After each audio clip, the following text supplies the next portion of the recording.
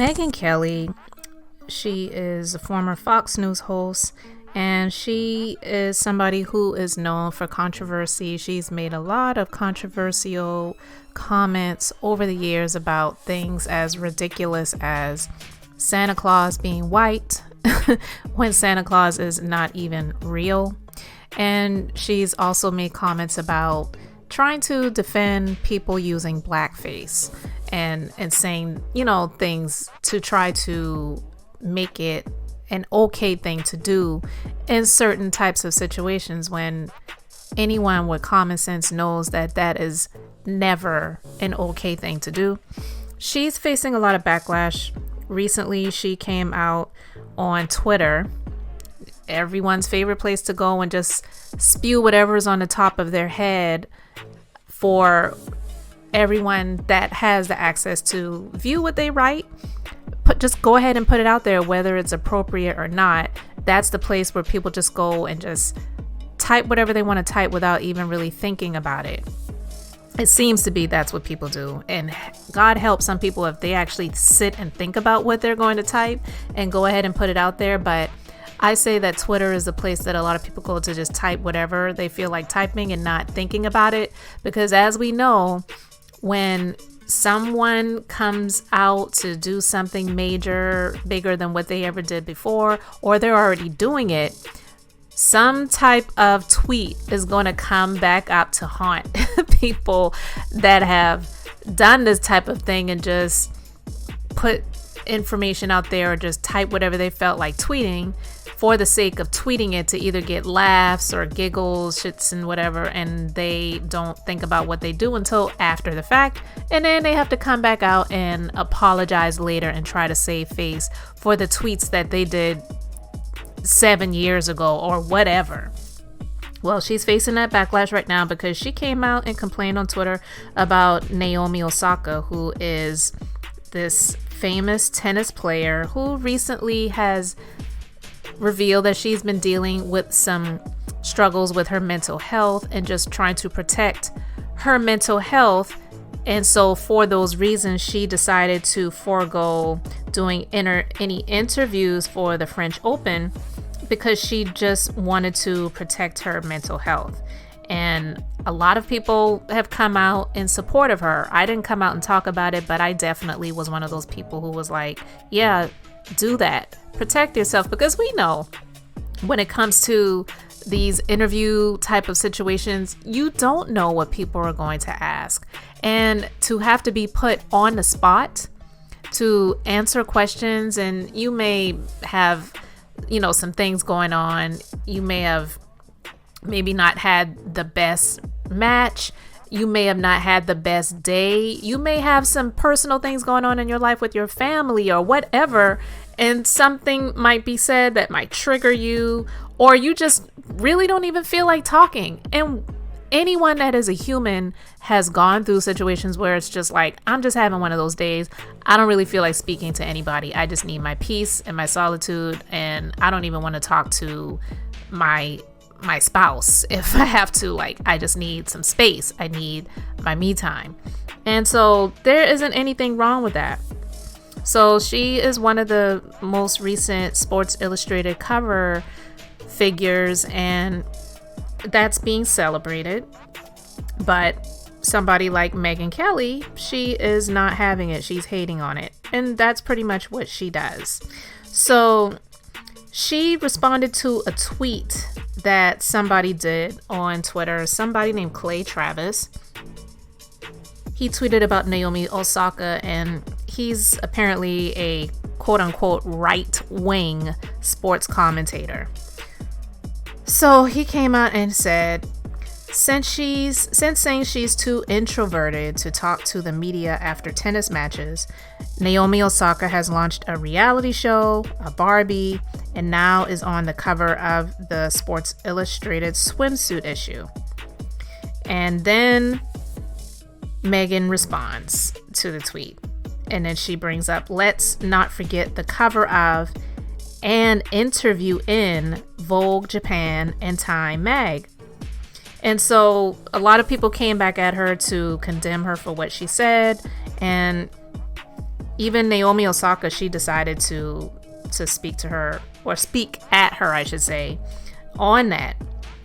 So what she said was that, seeing as you're a journalist, I would have assumed you would take the time to research what the lead times are for magazines. If you did that, you would have found out I shot all of my covers last year. Instead, your first reaction is to hop on here and spew negativity. Do better, Megyn. And so, of course, Megyn Kelly, she's going to be pissed off by Naomi Osaka responding to her. So she wanted to at her, but she could not because Naomi Osaka has her blocked on Twitter, which is so funny. So Megyn Kelly had to write, "Poor at Naomi Osaka blocked me while taking a shot at me. Guess she's only tough on the courts. She is apparently arguing that she shot her mini covers before publicly claiming she was too socially anxious to deal with press. Truth is, she just doesn't like questions she can't control. Admit it." Okay, even if that's the truth, who cares? Who cares? As somebody myself being an introvert, it is not the most comfortable thing to be put in positions where you're having to be bombarded with questions, and that can trigger your anxiety. That can trigger you wanting to, as an introvert, you really don't feel comfortable in crowds. You get depleted and drained of energy by being around a lot of people. So to be put in a position where you've got all of these reporters and journalists and press and all of these other things going on, cameras flashing, microphones in your face, question after question after question you're being bombarded with, you really do shrink, and you don't want to be in positions like that. You just want to get away and get out, be away from all of that. So there is nothing wrong with that. But for her to say that she just doesn't like questions that she can't control, what the hell is that supposed to mean? Like, what questions would they ask her that would not be appropriate? And if it's something that they ask and it's not appropriate, she doesn't have to answer it. So it really doesn't mean anything. Megyn Kelly is coming across as a big bully, which I believe most people see her as being a big bully, ridiculous. Some people see her as racist. I've never followed her too tough, but a lot of people that are on that Fox News network, they tend to kind of be around people like that, even if they may not be. So it's like, even if you are not, you are okay with people that are. So I'm not okay with her, and I am all here for all of the people that was coming at her and letting her know the business. So some people were tweeting at Megyn and letting her know that she needs to shut the hell up. And one person wrote, "You were harassed, bullied, and early on heavily stigmatized for what you went through at Fox with Ailes, which you financially profited from. How can you honestly harass another high-achieving female and still look in the mirror? Makes no sense. Find your humanity." But, she's jealous. I don't know how old Megyn Kelly is. I would have to look it up, but I really don't care. But I'm quite sure she's at least double Naomi Osaka's age. So for her to be as old as she is and coming at someone like Naomi is just ridiculous, and she really is trash. That's just my opinion. You let me know yours in the comments. All right, on the most recent episode of Cocktails with Queens from the Fox Soul Network, and Claudia Jordan and her pals, okay, they interviewed Falynn Guabadia, who I believe is no longer going by Guabadia. She's going by her previous name. And she was asked a number of questions, but something she said during this interview had me stomping my foot on the ground when I was listening, because I was like, bam. Okay, they asked her a lot of questions. They did ask her about whether she had any ideas that Porsha and Simon were getting down, whether they, messing around with each other prior to her and him splitting, and just, a number of different things that they asked her. Falynn, she comes across with grace and dignity. I mean, anytime I've seen her and she's presented herself, she definitely does do that. Okay.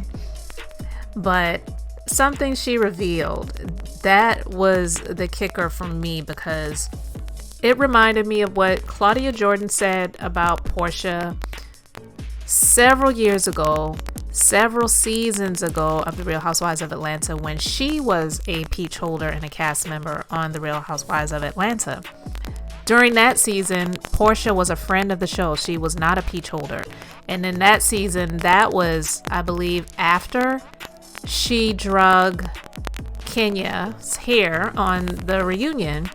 So that was kind of their way of punishing her. They took away her peach, but they still had her on the show. And, you know, some good things were happening for her. But what Claudia pretty much said was, you're not as blessed as you try to make it appear to be because your blessings come from between your legs. And pretty much what Claudia revealed was that the Rolls Royce that Porsha was enjoying and riding around town in, that came from a married African man. That's exactly what Claudia said, and I'm going to play that clip. Happened for whatever reason, and you at least someone is apologizing. You apologize to her, she apologized to you. Why can't you just move on? I don't appreciate like the double standards in this group. What's the double standard? I just don't like how you were like kiki and laughing when I was being called out of my name about being, when she was calling me a whore the other night. You found that entertaining, and I just didn't think that was cool at all. But like I know for a fact that, you know, the guy that got you the car is a married African dude.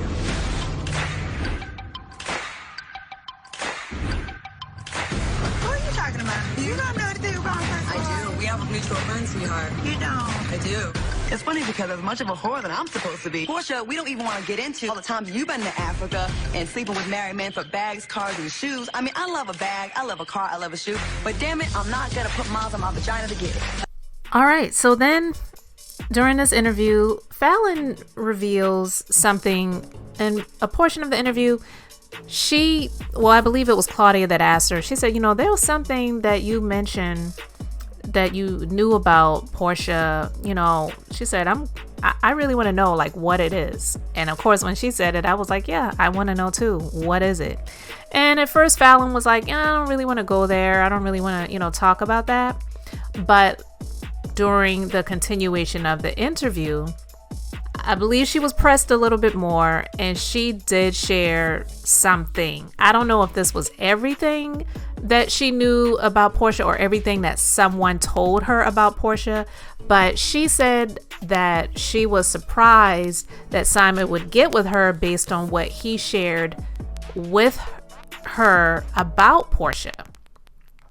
That is a little strange to me that I'm still trying to understand, because he told me that she slept with his cousin for the Rolls Royce that she has. So I just don't understand, how is it that you know, I'm not going to say leave a happy home, because listen, we had, like I said, we had our things, but how is it that you filed for divorce from me, from a woman that used to talk so much mess about, you know, and for someone who slept with someone from your family member, members. All right, so you heard it, and yeah, I'm like, that's not surprising to me. I definitely believed Claudia when she said it many years ago. I didn't have any reason to doubt that. Yeah, Porsha, she was now working for Dish Nation on the Ricky Smiley Morning Show, doing little bits here and there, and even if she got a full-time job, and she was also a friend of the show on The Real Housewives of Atlanta. She had just recently gotten divorced from Cordell. She got nothing as a settlement from that divorce. She wasn't even driving around in a Rolls Royce when she was with Cordell. Not to my knowledge. I've never seen them driving around in a Rolls Royce on the show. They definitely were living well, but apparently he was living well and she was a kept woman. And he decided to kick rocks with her, and she wasn't kept anymore, and so she got nothing from that. He kicked her to the curb, and she moved in with her mama and kicked her mama out of her own bedroom and made her mom go to one of the guest bedrooms in the house. But anyway, because she said her mom had the bigger closet. Well, yeah, I definitely believe Claudia when she said it, and I just believe what Falynn said confirms it, because Claudia didn't say exactly who it was, but she says, I know for a fact that the car that you got, the Rolls that you're driving around, and you got that from a married African dude. And then Falynn reveals that Simon told her that she slept with his cousin for the Rolls Royce. Now, I'm not I don't know all of the details, and I mean, I'm not saying that Porsha is a PR institute, but yeah, I believe she definitely was given some favors, and this was one of the gifts that this person got her. So I'm not trying to say that she just did the deed once and then and it was in exchange for a Rolls Royce. I don't believe it was that way, but we can all get the bigger picture of what exactly Falynn was saying. It was like, yeah, she does everything that she does for a come up, and just seeing the things that are being revealed, I don't even really know. I've said it before, I really don't see much coming of this so-called relationship. I don't care if Falynn was cheating on him or not. That's neither here nor there at this point, because Simon is doing what he's doing, Porsha's doing what she's doing, and they're trying to make this into a full-on show. But it's just ridiculous, and I completely believe that Porsha did what Falynn said that Simon accused her of doing, and now he's the next sucker. So if he is as rich as he says that he is, I'm hopeful that he's getting a nice contract, prenup, whatever, ironclad signed by Porsha, because yeah, Porsha is definitely in it for the benefits, not for the beauty of Simon. Because when Claudia said, you know, it's a good thing you and him didn't have any children together, because I'm sorry, there's only so much that your beauty could make up for, I was rolling. Okay, I could not agree with Claudia more, but we already know that Porsha does not get with the men that she gets with for their beauty. It's for the benefits. So hey, that is what it is. But anyway, guys, you let me know your thoughts about it in the comment section.